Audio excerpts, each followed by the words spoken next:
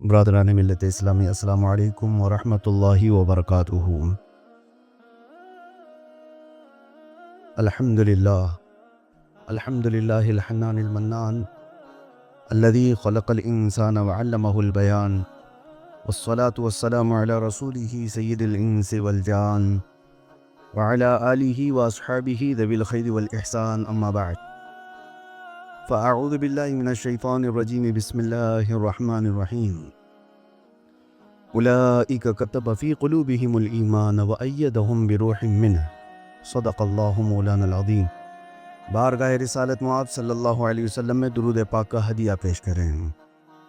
اللہم صلی علی سیدنا محمد معدن الجود والکرم وآلہ واصحابہ الکرام وابنہ الکریم وبارک وسلم صلاۃ دائمۃ سرمدا ابدا۔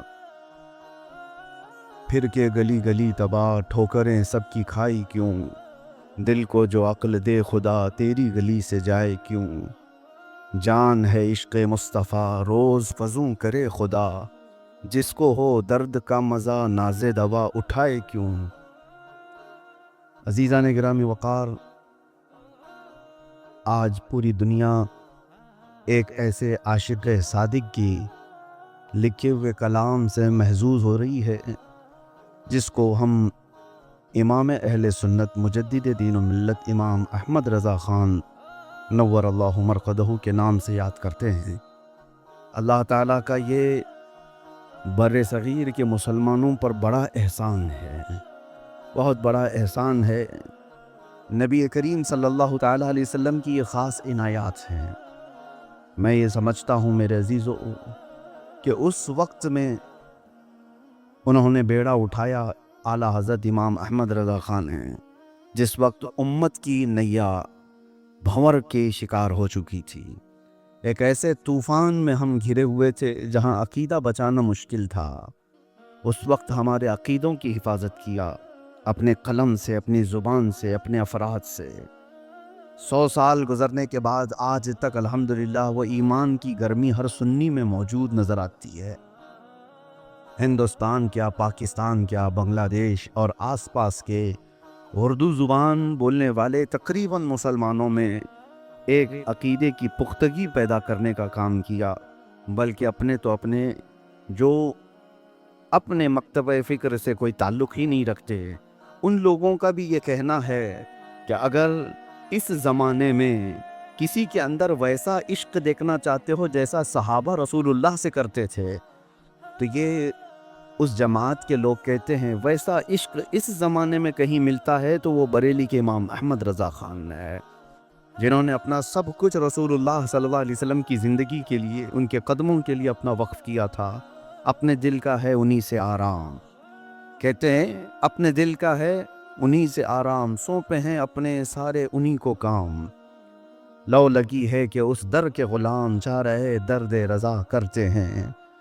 آپ بہت سارے کمالات والوں کو دیکھے ہوں گے۔ کل ہی میں پڑھ رہا تھا مرزا غالب بھی ایک بڑے شاعر گزرے ہیں، ڈاکٹر اقبال بھی بڑے شاعر گزرے ہیں، داغ دہلوی ایک بڑے شاعر گزرے ہیں، شاعروں کی ایک بڑی جماعت ہے۔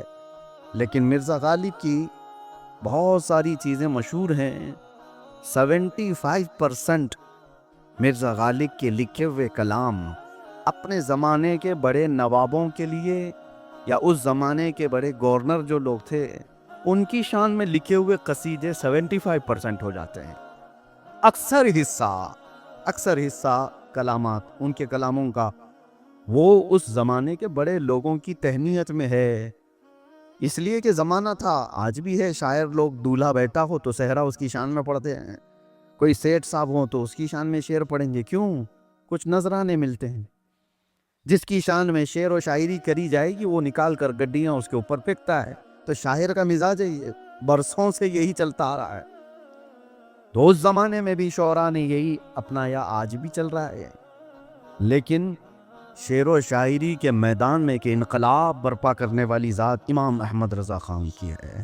قلم اٹھایا اور کہا میرا یہ قلم کسی اور کی تعریف میں نہیں ہوگا، میں گدا ہوں اپنے کریم کا، کرو مدح اہل دول رضا پڑے اس بلا میں میری بلا، میں گدا ہوں اپنے کریم کا، میرا جین پارہ نان نہیں۔ جہاں جہاں آپ کے قصیدے آپ دیکھیں تو ایک عشق جھلکتا ہوا نظر آئے گا، کمال کی محبت نظر آئے گی۔ میں اعلیٰ حضرت امام احمد رضا خان فاضل بریلوی رحمۃ اللہ تعالیٰ علیہ کے متعلق، کیونکہ کل آپ کا عرس مبارک بھی ہے، اسی لیے عرض کر رہا ہوں کہ ہر سنی نوجوان کو سنی سنائی باتوں پر نہیں، پڑھ کر کے سمجھنے کی ضرورت ہے۔ پھیلی ہوئی باتیں بہت ہیں دونوں طرف سے، سنیوں میں بھی دیوبندیوں میں بھی بہت ساری باتیں پھیلی ہوئی ہیں، اور اکثر کا خیال یہ ہے کہ یہ باتیں ایسی جو پھیلی ہیں یہی ہوگا، اس جماعت میں کچھ اور باتیں پھیلی ہیں، اس جماعت میں کچھ اور باتیں پھیلی ہیں۔ میں دعوت فکر دیتا ہوں، اللہ تعالیٰ نے اگر عقل اور سلیقہ عطا کیا ہے تو پہلے پڑھو اور پھر سمجھو کون کیا کہہ رہا ہے، اس سے نہیں۔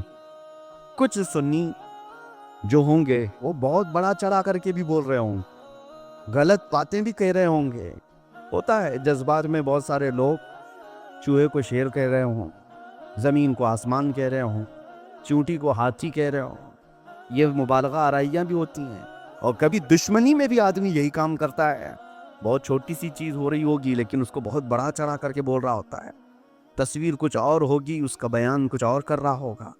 تو دونوں، اسی لیے میں کہتا ہوں صاف نظری کے ساتھ جو اعلیٰ حضرت کو پڑھے گا، ایسا ہو ہی نہیں سکتا کہ اس کے عشق رسول نظر نہ آئے۔ دشمنی بھی ہٹاؤ، اور جھوٹی مبالغہ آرائیاں اگر آپ کو لگتی ہیں تو وہ بھی ہٹاؤ، آپ خالص ان کی کتابیں اٹھاؤ اور ان کو پڑھو۔ جو بچہ 8 سال کی عمر میں 2.5 گھنٹے رسول اللہ کی سیرت پر بیان کرتا علماء کی محفل میں، آپ اندازہ کریں اللہ تعالیٰ کی عطا نہیں ہے تو اور کیا ہو سکتی ہے۔ آپ کو پتا ہے صرف 14 سال کی عمر میں وہ مفتی ہو چکے تھے اور پہلا فتویٰ انہوں نے لکھا ہے۔ 14 سال کی عمر میں تو ابھی بچے کھڑے ہونے کے قابل بھی نہیں نظر آتے ہمارے، اور وہ 14 سال کی عمر سے فتویٰ نویسی شروع کر چکے تھے۔ ان سے سوالات امت کے حالات پر کیے جاتے اور وہ تشفی بخش دلائل کے ساتھ جواب لکھ رہے تھے، اور یہی کام انہوں نے اپنی زندگی کے آخری وقت تک کیا، جس کی بڑی شاہکار ہمارے سامنے فتاوی رضویہ کی شکل میں 30 بڑی جلدوں کے ساتھ موجود ہے۔ زندگی بھر انہوں نے جو لکھا، لیکن سب سے بڑا کردار میرے عزیزو، آپ کو ایک بات میں بتاتا ہوں، ان کے بہت سارے کمالات بیان کیے جاتے ہیں۔ اللہ نے غضب کی ذہانت دی تھی، بہت مضبوط حافظہ، ایک بار جو دیکھ لیا اس کو کبھی نہیں بھولتے، اور یہ بھی پتہ نہیں رہتا کہ کب پڑھتے تھے۔ پوری دنیا میں آج قرآن کے معنی قرآن کے ترجمے کے لیے اوتھینٹک ترجمہ کنز الایمان کی شکل میں مشہور ہے، ہر سنی کے گھر میں ہونا بھی چاہیے۔ یہ ترجمہ قرآن کا اعلیٰ حضرت کا کیا ہوا ہے، کنز الایمان۔ اس میں ایمان کا خزانہ ہے ہی، لیکن میں آپ کو بتاؤں ایسا اوتھینٹک ترجمہ جس میں غلطیاں ڈھونڈنے کے لیے دوربین لگا کر کے لوگ بیٹھے رہے اور نکالنے کی کوشش کرتے رہے۔ آج تک کوئی ایسی چیز نکال کر نہیں لائے کہ یہ ترجمہ غلط ہوا ہے، فلاں ایسا کر دیا، فلاں ویسا کر دیا۔ حالانکہ میں آپ کو 2-3 اگزامپل بتا دوں، دوسرے ترجمے بھی مارکیٹ میں ملتے ہیں آج، اور کیا سے کیا مار دیا ہے لوگوں نے۔ قرآن تو قرآن ہے، اس کو نہیں بدلا جا سکتا، لیکن ترجمہ کرنے والا ڈنڈیاں مار سکتا ہے، کچھ بھی لکھ دیا۔ ایک صاحب نے لکھا اِنَّا فَتَحْنَا لَكَ فَتْحًا مُبِينًا، سورہ فتح ہے، 26ویں پارے کی سورہ ہے، جس کا میں ترجمہ آپ کو کرتا ہوں۔ اے محبوب، ہم نے آپ کو روشن فتح عطا کی، اِنَّا فَتَحْنَا لَكَ فَتْحًا مُبِينًا، ہم نے آپ کو روشن فتح عطا کی۔ آگے کا جو مسئلہ ہے وہی سب سے بڑا ہے، لِيَغْفِرَ لَكَ اللَّهُ مَا تَقَدَّمَ مِن ذَنبِكَ وَمَا تَأَخَّرَ، اللہ نے قرآن میں فرمایا، اور اس کا ترجمہ کرنے والے صاحب نے کہا اس لیے ہم نے آپ کو روشن فتح عطا کی تاکہ آپ کے اگلے پچھلے گناہ ہم معاف کرتے ہیں۔ لِيَغْفِرَ لَكَ اللَّهُ، تاکہ اللہ آپ کے اگلے پچھلے گناہوں کو معاف کر دے۔ یہ ترجمہ موجود ہے، کسی اجنبی کے ہاتھ میں یہ آئے اور وہ یہ ہم سے پوچھے کہ بتا تیرے رسول کے اگلے پچھلے گناہ کون سے ہیں جس کو معاف کرنے کی بات اللہ کر رہا ہے۔ ترجمہ تو آپ نے کیا ہے، امت کے ایک عالم نے کیا ہے، تو آپ بتائیے۔ اتنا بڑا سوالیہ نشان ہے حضور کی عظمت پر، اور یہ عقیدہ ہے ہمارا کہ نبی معصوم ہوتے ہیں، ہر نبی معصوم ہوتا ہے، نبوت کے اعلان سے پہلے بھی، نبوت کے اعلان کے بعد بھی نبی سے کوئی گناہ نہیں ہو سکتا۔ اگر کوئی گناہ ان کی شان میں رکھ دیا جائے تو یہ نبوت پر سوال آ جائے گا. تو نبی معصوم ہے، لیکن قرآن میں یہ جو کہا جا رہا ہے اس کا ترجمہ انہوں نے کر دیا کہ تمہارے اگلے پچھلے گناہوں کو اللہ معاف کر دیا. اسی لیے میرے عزیزو، ترجمہ کرنے کے لیے قرآن کا صرف علم نہیں، عشق بھی چاہیے. صرف علم سے جو کر رہا ہے اس نے ایسا کر دیا. اور امام احمد رضا فاضل بریلوی نے جب اس کا ترجمہ کیا تو کہتے ہیں اے محبوب، ہم نے آپ کو روشن فتح عطا کی تاکہ آپ کے ذریعے سے آپ کے اگلوں اور پچھلوں کے گناہوں کو معاف کر دیا جائے. آپ کے نہیں، آپ کے اگلوں اور پچھلوں کے گناہ معاف کر دیے جائیں. آپ کے ذریعے سے عظمت رسالت کو بچایا ہے اور ہمارے عقیدے کی حفاظت کی ہے اور قرآن کے ترجمے کو بھی بچایا ہے. ایک دو جگہ نہیں میرے عزیزوں، کئی مثالیں میں آپ کو دے سکتا ہوں. قرآن میں سورہ والضحیٰ مشہور ہے. والضحیٰ واللیل اذا سجا ما ودعک ربک وما قلی وللآخرۃ خیر لک من الاولی ولسوف یعطیک ربک فترضی الم یجدک یتیما فآوی. اس کے بعد آیت آتی ہے ووجدک ضالا فہدی. بال ایک لفظ ہے قرآن میں، اور اس کو کہتے ہیں بھٹکے ہوئے آدمی کو. غیر المغضوب علیہم ولا الضالین آپ کرتے ہیں نا، جو راستہ بھٹکے ہوئے ہیں ان کے راستے پر ہم کو مت چلا، یہ ہم دعا کرتے ہیں. تو ضال جو لفظ ہے، راستہ بھٹکا ہوا، گمراہ شخص کو ضال کہا جاتا ہے. اور یہاں رسول اللہ صلی اللہ علیہ وسلم کو مخاطب کر کے اللہ فرما رہا ہے وَوَجَدَكَ ضَالًّا فَهَدَىٰ. اس کا ترجمہ ایک مولانا صاحب نے یوں کر دیا کہ اے رسول، ہم نے آپ کو راستے سے بھٹکا ہوا پایا تو آپ کو ہدایت دی. آپ کو راستے سے بھٹکا ہوا پایا تو ہم نے ہدایت دے دی. فَهَدَىٰ ترجمہ تو انہوں نے کر دیا، لفظ کا ترجمہ لفظ کے ساتھ کر دیا جاتا ہے. لیکن میرے عزیزو، اکثر ایسا ہوتا ہے کہ ہو پہو ایک لفظ کا ترجمہ دوسری زبان میں ویسے ہی نہیں ہوتا. اس کے لیے دوسرے محاورے ہوتے ہیں، دوسرے الفاظ ہوتے ہیں. انگلش کو ہی لے لو آپ، انگلش میں ہر جو ورڈ ہے اس کا سیم ٹو سیم اردو میں نہیں کیا جا سکتا. کچھ چیزیں بدلی جا سکتی ہیں، محاورے ہوتے ہیں. لیکن اس کا خیال نہیں کیا جنہوں نے ترجمہ کیا. کر تو دیا اے رسول، ہم نے آپ کو راستے سے بھٹکا ہوا پایا تو آپ کو ہدایت دے دی. لیکن ضال کا ایک ہی معنی نہیں آتا قرآن کے. عربی زبان کا خاصہ ہے، ایک ورڈ ہوتا ہے 70 معنی ہیں، کسی کے 100 معنی ہیں، کسی کے 500 معنی ہیں. ایک ورڈ کے الگ الگ معنی ہیں. عربی کی زبان کی وسعت ہے یہ. تو انہوں نے تو ترجمہ کیا، لیکن ایک ترجمہ اور بھی آپ کو بتاتا ہوں. ایک ہوتا ہے راستہ بھٹکا ہوا، لیکن ایک ہوتا ہے اپنے آپ میں گم ہوا ہو. کیسے؟ کسی کی محبت ایسے غالب آ گئی، آپ اپنے گھر سے نکلے تھے کہ مجھے ملنا ہے اپنے مرشد کو، اور محبت اتنی غالب تھی مرشد کی کہ وہ راستہ دیکھ ہی نہیں رہا ہے، چلے جا رہا ہے. تو اس کو گمراہ نہیں کہتے، وہ کسی کی محبت میں گم ہے اپنے آپ میں. وہ راستے کا بھٹکا ہوا نہیں ہے، وہ کسی کی محبت میں اپنے آپ میں گم ہے. گم ہونا اپنے آپ میں الگ ہے، گمراہ ہونا الگ ہے. اب اعلیٰ حضرت فاضل بریلوی نے جب اس آیت کا ترجمہ کیا تو یوں کہا اے محبوب، ہم نے آپ کو اپنی محبت میں خود رفتہ پایا تو اپنی طرف راستہ دکھا دیا. یہ ہے گمراہ آپ نے کہہ دیا، اور ایک طرف ایک عاشق صادق کہہ رہا ہے نہیں اے رسول، ہم نے آپ کو ہماری محبت میں خود رفتہ پایا تو اپنی طرف راستہ دکھا دیا. ترجمہ کرنے کے لیے بھی عشق کے اس منزل پر پہنچنا ضروری ہے جہاں مقام نبوت کا ادب ملحوظ رہے. میرے عزیزو، امام اہل سنت فاضل بریلوی کے اس ترجمے کے بارے میں جو میں کہہ رہا ہوں، ذہانت پر مجھے بات کرنی تھی، اس لیے کہ یہ جو ترجمہ ہے جو پوری دنیا کے سنی مسلمانوں کا ایمان کا خزانہ، کنز الایمان کا مطلب ہی ہوتا ہے ایمان کا خزانہ، ہر مسجد میں موجود ہے، ہر گھر میں موجود ہے. لیکن اس کو لکھا کب، کتنی محنت لگی. ان کے شاگرد رشید مولانا امجد علی صدر الشریعہ رحمۃ اللہ تعالی علیہ فرماتے ہیں ہم فتویٰ لکھتے تھے، اعلیٰ حضرت کے شاگرد ہیں. ایک بار میں نے ذکر کیا اعلیٰ حضرت سے کہ حضور قرآن کے ترجمے کی بھی بہت سخت ضرورت ہے. آپ ترجمہ بھی فرما دیں۔ اعلیٰ حضرت نے فرمایا مولانا وقت نہیں رہ گیا، بہت کم رہ گیا ہے، فتویٰ نویسی، کتابوں کی تصنیف و تعلیف، بہت ساری چیزوں میں وقت نکل جاتا ہے، وقت بہت کم رہ گیا۔ پھر بھی کہا آپ کی یہ خواہش ہے تو اس کا احترام کیا جائے گا، ایک کام کریں، روزانہ دوپہر کے کھانے کے بعد جو سنت ہے قیلولہ کرنا، سونا، تھوڑی دیر سونا حضور کی سنت ہے، اعلیٰ حضرت کرتے تھے۔ دوپہر کے وقت جو قیلولہ کا وقت ہے میرا، بس وہی خالی رہ گیا ہے، ایک کام کریں آپ قلم کاپی لے کر کے روزانہ قیلولہ کے وقت آ جائیں، اتنے وقت میں یہ قرآن کا ترجمہ آپ کو کراتا رہوں گا۔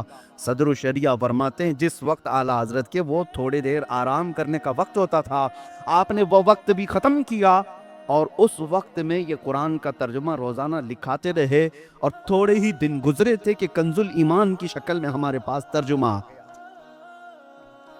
وہ قرآن کا ترجمہ کرنے کے لیے کتنی کتابیں، کتنی تفسیریں لے کر بیٹھنا ہوگا، لیکن وہ اپنے قیلولہ کے وقت قرآن کا ترجمہ کراتے رہے، اور اللہ نے ان کے قلم کو غلطیوں سے بھی محفوظ کر دیا۔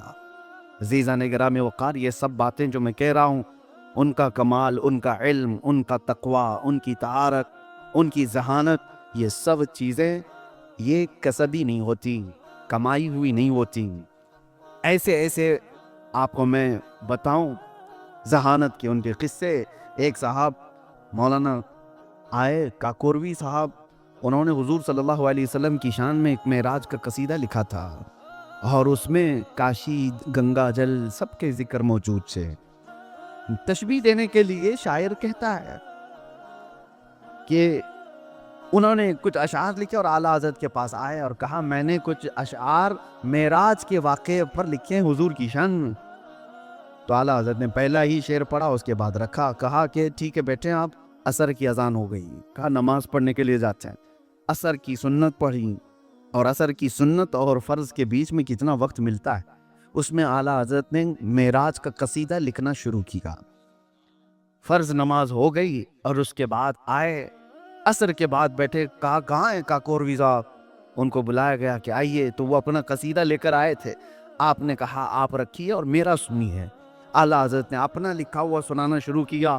وہ سرور کشور رسالت جو عرش پر جلوہ گر ہوئے تھے، نئے نرالے طرب کے ساما عرب کے مہمان کے لیے تھے، حضور خورشید کیا چمکتے، چراغ منہ اپنا دیکھتے تھے، ضیائیں کچھ عرش پر آئیں کہ ساری قندیلیں جھلملائیں، حضور خورشید کیا چمکتے، چراغ منہ اپنا دیکھتے تھے۔ اور کہتے ہیں معراج کا پورا واقعہ ایک شعر میں سمیٹ کر رکھ دیا، وہی ہے اول، وہی ہے آخر، وہی ہے ظاہر، وہی ہے باطن، اسی کے جلوے، اسی سے ملنے، اسی سے اس کی طرف گئے تھے، اسی کے جلوے، اسی سے ملنے، اسی سے اس کی طرف گئے تھے۔ اور یہ قصیدہ معراج 1 2 شعر، 7 8 شعر، 10 12 شعر کا نہیں، ٹوٹل 170 شعر کا تھا۔ 170 کے قریب اشعار آپ نے لکھ ڈالے، اور وہ بھی کتنے وقت میں؟ عصر کی سنت اور فرض کے بیچ میں۔ کون کرتا ہے؟ کس کا ذہن اتنا تیز دوڑتا ہے؟ اس طرح کے واقعات بے شمار ہیں۔ ایک صاحب اعلیٰ حضرت فاضل بریلوی رحمۃ اللہ تعالیٰ علیہ کے پاس اس مسئلے کو بھی لے کر کے آئے تھے۔ مشہور واقعہ ہے، علی گڑھ مسلم یونیورسٹی کے ایک بڑے پروفیسر تھے، اور وہ میتھمیٹکس میں بہت ماہر تھے۔ ان کو ایک میتھس کا فنڈا سمجھ میں نہیں آ رہا تھا، اور کئی لوگوں سے انہوں نے حل کرانے کی کوشش کی، اور وہ جا رہے تھے لندن، آکسفورڈ، تاکہ وہاں کے پروفیسر سے اس مسئلے کو حل کرائیں۔ اس وقت وہاں پر اعلیٰ حضرت کے ایک شاگرد بھی موجود تھے، سید سلیمان بہاری۔ انہوں نے اپنے اس پروفیسر کی بے چینی کو دیکھا تو کہا کہ آپ اتنا لمبا سفر کرنے جا رہے ہیں؟ میں نے ہمارے استاد مولانا احمد رضا خان صاحب کو میتھس میں بہت ماہر دیکھا ہے، چلیں ان کے پاس بھی چل کر کے آپ کا یہ فنڈا رکھتے ہیں۔ وہ ہنس کر کے ٹھٹا مار کے کہنے لگے، میاں یہ مولانا لوگوں کا کام نہیں ہے، یہ ریاضی کا بڑا ٹف مسئلہ ہے، میتھمیٹکس کا۔ تو سید سلیمان صاحب نے فرمایا کہ ٹھیک ہے مولانا لوگوں کا مسئلہ نہیں ہے، لیکن آپ جس مولانا کی بات کر رہے ہیں وہ کوئی اور مولانا ہے۔ آپ ویسے بھی لندن جا رہے ہیں یا جرمنی جا رہے ہیں، خرچہ تو بہت زیادہ ہے، علی گڑھ سے بریلی کا خرچہ کتنا ہے، چلیں ایک بار اس کو دیکھ لینا ہو تو پھر آپ آگے کا سفر کریں۔ ان کے اصرار پر وہ پروفیسر آئے، اور یہ بھی اس وقت آئے تھے جب شام میں عصر کا وقت ہو رہا ہے۔ आला हज़रत से मुलाकात किया। उनके शागिर्द भी थे सुलेमान बिहारी रहमतुल्लाह ताला अलैह। उन्होंने कहा कि एक बड़ा मसला लेकर के आए हैं और आपसे मुलाकात करनी है। तो आला हज़रत ने पूछा, बताएं क्या मसला है? तो उन्होंने कहा, ऐसे नहीं, बहुत लंबा टाइम लगेगा, इसलिए आप जल्दबाजी में। तो कहा, देख तो लूं। उन्होंने खोले और आप तो कहा कि ये मैथ्स का मसला है। आला हज़रत ने उंगलियां रखी, कहा इसका इससे, इसका इससे, इसका इससे, इस तरह से हो सकता है, लेकिन अभी हम नमाज पढ़ के आते हैं, फिर बैठते हैं। आला हज़रत नमाज के लिए गए। प्रोफेसर कहते हैं, आला हज़रत ने उंगलियों से जो करके बताया था, उनकी नमाज होने तक मेरा तो मसला ही हल हो चुका था और मैं हैरत में था। उनकी नमाज भी हो गई, वो आकर के बैठे देखते रहे और पूछा, क्या प्रोफेसर साहब हल हो गया? कहा, जो बरसों से जिसमें मैं अटका हुआ था, आपके इशारों से हल हो चुका। ये मत समझना कभी कि हर मौलाना को कि दुनिया की कुछ नहीं जानता। हाँ, अब मैं असल खुलासे की तरफ आता हूँ। कभी उनको मैथ्स में माहिर देखा, कभी उनको इल्म नुजूम में भी माहिर देखा। इल्म नुजूम क्या होता है? ये सितारों का इल्म। आज लोग सुबह सुबह उठ करके राशि देख रहे होते हैं, ये हमारे उलूम में से नहीं, लेकिन दुनिया आज इसके पीछे बहुत पागल है। सुबह ही उठते ही उनको स्टार देखने होते हैं, सितारा देखना होता है, आज कौन कहाँ बैठा हुआ है, किसको क्या कर रहा है, किसको देख रहा है। सितारों के मुतालिक एक बड़ी दुनिया है, इसको कहते हैं इल्म नुजूम। नुजूमी जो है तारों को देख करके बहुत सारी चीजें बयान करते थे, वो भी इल्म है। लेकिन हमारे यहाँ इस्लाम में उस पर यकीन करना नाजायज और हराम है। बसा औकात आदमी कुफ्र भी कर जाता है, लेकिन सितारों के जरिए से बहुत सारी चीजें की जाती हैं, रास्ते तय किए जाते हैं। मशरिक व मगरिब मालूम किया जाता था, बारिश के, धूप के औकात भी मालूम होते थे। सितारों के जरिए से नमाजों के औकात भी मालूम किए जाते थे। ये सब चीजें सितारों पर डिपेंड थी। एक मौलाना साहब, मौलाना फारूक गालिबन उनका नाम है, वो इल्म नुजूम में बड़े माहिर थे। आला हज़रत के पास आए और उन्होंने कहा कि मैं इल्म नुजूम में कुछ महारत रखता हूँ। तो आला हज़रत कुछ लिख रहे थे और बैठे बैठे आपने कहा, अच्छा मौलाना, आपके इल्म नुजूम के एतबार से आप बताएं कि बरेली में अभी बारिश कब हो सकती है। तो उन्होंने निकाला, जायचे बनाए, इस तारे का उस तारे में, उस तारे का इस तारे में, सब जो राशि होती है, जिसको आज हिंदी में अगर अलग कहा जाता है, शनि है, मंगल है, पता नहीं क्या क्या चीज़ें हैं, उसके अरबी में भी बहुत सारे नाम हैं, तकरीबन सब जुबानों में ये मिलते हैं। मौलाना साहब ने जायचा निकाल करके कहा, अभी मेरे इस जायचे का जो नतीजा निकला, रिजल्ट निकला, उस एतबार से अगले हफ्ते बल्कि 2 हफ्तों तक बारिश का कोई नामो निशान है ही नहीं, बारिश नहीं आएगी, क्योंकि सितारों का इल्म यही बता रहा है।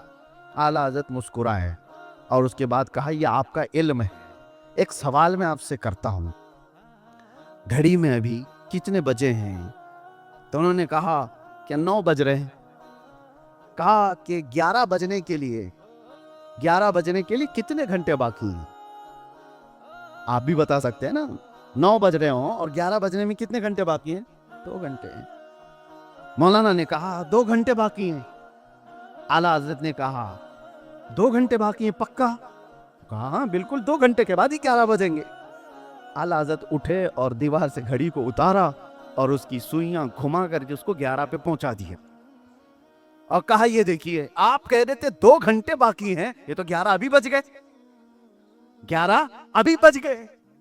वो हंसने लगे। मौलाना कहा कि ये तो एक लतीफा है, आपने घुमाया तो 11 बजे। कहा यही मैं बताना चाहता हूं, जमाने का निजाम जो चल रहा है उसके कवानीन अलग हैं।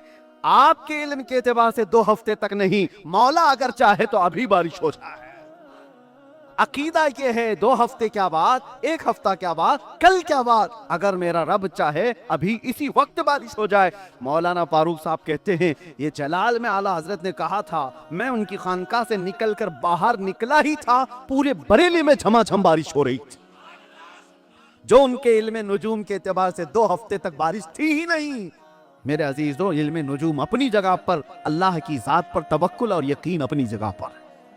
उलूम चाहे जो भी कहते हों, ये गज़ब की ज़हानत थी। ऐसे बहुत सारी चीज़ें हैं। ये जुमा के मुख्तसर वक्त में उस बड़े मुजद्दिद की ज़िंदगी को घेरना आसान काम नहीं है, चाहे घंटों लग जाएं, रातों लग जाएं। सीरत इमाम अहमद रज़ा पर मेरे अजीज़ों, یہ سب کمالات جو مجھے بتانے تھے، ایک ہی اس کا نقطہ ہے، ذہانت ملی ہے، تقوی ملا ہے، طہارت کے امام بنے ہیں، قلم کی طاقت ملی ہے، زبان میں اللہ نے اثر دیا ہے۔ یہ ساری چیزیں ایک وجہ سے ہے۔ وجہ کیا تھی؟ کہ امام احمد رضا فاضل بریلوی کا عقیدہ، ان کا مسلک، ان کا عمل، ان کی چال چلن، سب کچھ اس شعر میں تھی۔ انہیں جانا، انہیں مانا، نہ رکھا غیر سے کام، للہ الحمد میں دنیا سے مسلمان گیا۔ ایک ذات کی طرف ایسا لو لگایا ہوا تھا کہ جو کچھ بھی مل رہا تھا وہ بارگاہ رسول سے ڈائریکٹ آ رہا تھا۔ اس روشنی کا اثر تھا جو اس رسول پاک سے کمال کی محبت کرتا ہے، اس کے ذہن میں ویسی چمک بھی پیدا کر دی جاتی ہے۔ عشق رسول جس کے سینے میں آتا ہے اس کی ذہانت بھی بڑھا دی جاتی ہے، اس کے کاموں میں اثر بھی بڑھا دیا جاتا ہے۔ اعلیٰ حضرت کا کمال ان کے باپ داداؤں سے، ان کے خاندان سے، یا ان کے حاصل کیے ہوئے علم کی وجہ سے نہیں۔ میں نے تو ابھی جو بتایا، بڑے بڑے ٹف مسئلے میتھمیٹکس سے وہ حل کر دیتے تھے۔ آپ سے پوچھا گیا اتنا سب آپ نے سیکھا کہاں سے؟ پروفیسر صاحب نے پوچھا، اتنے ہائی لیول کے میتھس کے مسئلے جو پروفیسر لوگ حل نہیں کر رہے، مولانا آپ نے کہاں سے سیکھا؟ آپ کے استاد کون ہیں اس میں؟ اعلیٰ حضرت کہتے ہیں میرے باپ مولانا نقی علی خان صاحب نے مجھے جمع، نفی، ضرب، تقسیم، پلس مائنس، ملٹیپل، یہ صرف 3-4 حسابات سکھائے تھے، اور باقی جو کچھ بھی آیا ہے وہ فضل الہی سے، فضل الہی سے، باقی کوئی استاد نہیں ہے میتھس میں۔ یہ سب میرے عزیزو اللہ تعالیٰ کی طرف سے عطا کیے جاتے ہیں۔ جب بندہ حضور کا ہو جاتا ہے تو کائنات اس کے قدموں میں لا کر رکھ دی جاتی ہے۔ یہی بات کی طرف میں لے جانا چاہتا ہوں۔ اعلیٰ حضرت کو اعلیٰ حضرت بنانے والی چیز کیا ہے؟ کون سی چیز ہے؟ آج ہم نے اپنی زندگی میں دیکھا ہے، مجھ جیسے ایک فقیر کو جہاں جاتے ہیں لوگ آنکھوں پر بٹھاتے ہیں، عزتوں سے نوازتے ہیں، استقبال کرتے ہیں۔ یہ سب اس لیے نہیں کہ کوئی نیتا آ رہا ہے، صرف اس لیے کہ عظمت رسالت کی بات کر رہا ہے، ناموس رسالت کی بات کر رہا ہے۔ ارے ہماری زندگی میں بہت تھوڑا سا وقت ہوگا وہ جس میں ہم نے رسول کریم صلی اللہ علیہ وسلم کے ناموس کی بات کی یا چیلنج کیا، اس کا اثر یہ دیکھنے کو ملا۔ لاکھوں دلوں کو اللہ نے ہماری طرف پھیر رکھا ہے۔ پھر جب کوئی اپنی پوری زندگی کو حضور کی طرف فنا کر دیتا ہے تو پھر وہ وقت کا اعلیٰ حضرت بن جاتا ہے، اور اس کے کلام کو بھی اللہ زندہ رکھتا ہے، اس کے نام کو بھی اللہ زندہ رکھتا ہے۔ جب لوگ میرے آقا صلی اللہ علیہ وسلم کی ذات پر کیچڑ اچھال رہے تھے، اور اس وقت یہ باتیں کتابوں میں لکھی جا رہی تھیں کہ رسول اللہ کو پیٹھ پیچھے کا علم نہیں، رسول اللہ کو دیوار پیچھے کا علم نہیں، حضور کے متعلق یہ کتابوں میں آج بھی چھپی ہوئی باتیں ہیں۔ یہ کہا جا رہا تھا امتی کبھی عمل کرتے کرتے نبی کے برابر ہو سکتا ہے، نبی ایک بڑے بھائی کے برابر ہیں۔ یہ بھی لکھ دیا گیا کہ وہ ایک ڈاکیہ، ایک پوسٹ مین کی طرح ہیں، اللہ کا پیغام لایا، بندوں تک پہنچایا، جیسے ایک ڈاکیہ، ایک پوسٹ مین خط لاتا ہے اور پھر اس کا کام ختم ہو جاتا ہے۔ رسول کے بارے میں یہ تک کہہ دیا گیا کہ وہ پوسٹ مین کی طرح، ایک قاصد کی طرح ہیں، اللہ کا پیغام لایا، امت کو پہنچا دیا۔ کسی نے کہا مر کر مٹی میں مل گئے معاذ اللہ، جیسے سارے لوگ مل جاتے ہیں۔ کئی ایسے خیالات، کئی ایسے یعنی واہیات کتابوں میں بکی جا رہی تھیں۔ اس وقت میرے عزیزو ایمان تزلزل کا شکار تھا۔ سادہ لوح مسلمان ان مولویوں کی باتیں مانے جو انگریزوں کی تنخواہیں لے کر کے لکھ رہے تھے۔ اس وقت اعلیٰ حضرت کے قلم نے ہمارے عقیدے کو سنبھالا اور کہا نہ وہ مت کہو جو یہ کہہ رہے ہیں، یہ کہو سرور کہوں کہ مالک و مولا کہوں تجھے، باغ خلیل کا گلے زیبا کہوں تجھے، حیران ہوں میرے شاہ میں کیا کیا کہوں تجھے، لیکن رضا نے ختم سخن اس پہ کر دیا، خالق کا بندہ خلق کا آقا کہوں تجھے۔